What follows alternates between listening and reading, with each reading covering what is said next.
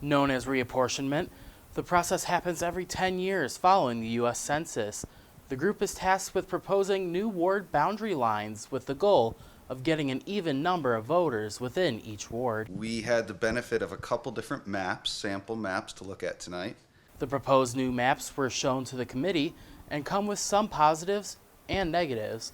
Some members, like Ward 2 Councilman and Council President Tony Doles, who says that some people might get confused about what ward they are in. Others, like Ward 1 Councilman Brent Sheldon, believe the changes are too drastic. We also discussed sort of pros and cons about is now the time to be considering moving from 6 wards, as we currently have, down to 5, and we spent a fair amount of time discussing the pros and cons along those lines. Because of changes in population, the committee will have to change the ward boundaries to meet new standards.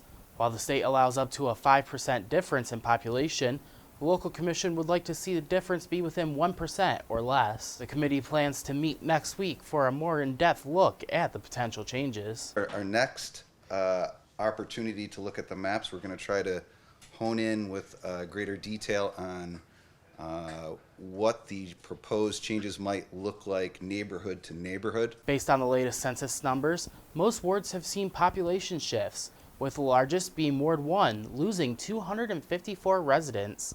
On the city's northeast side, others that saw a decrease in population include Ward 6, with a loss of 197 residents on the southeast side of town. Wards 2, 4, and 5 all saw increases in residents, with each gaining 136, 161, and 151 respectively.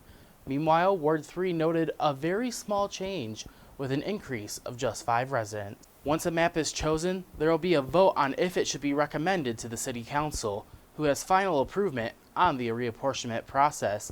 In the newsroom, Bronson Rasmussen, WNY News Now.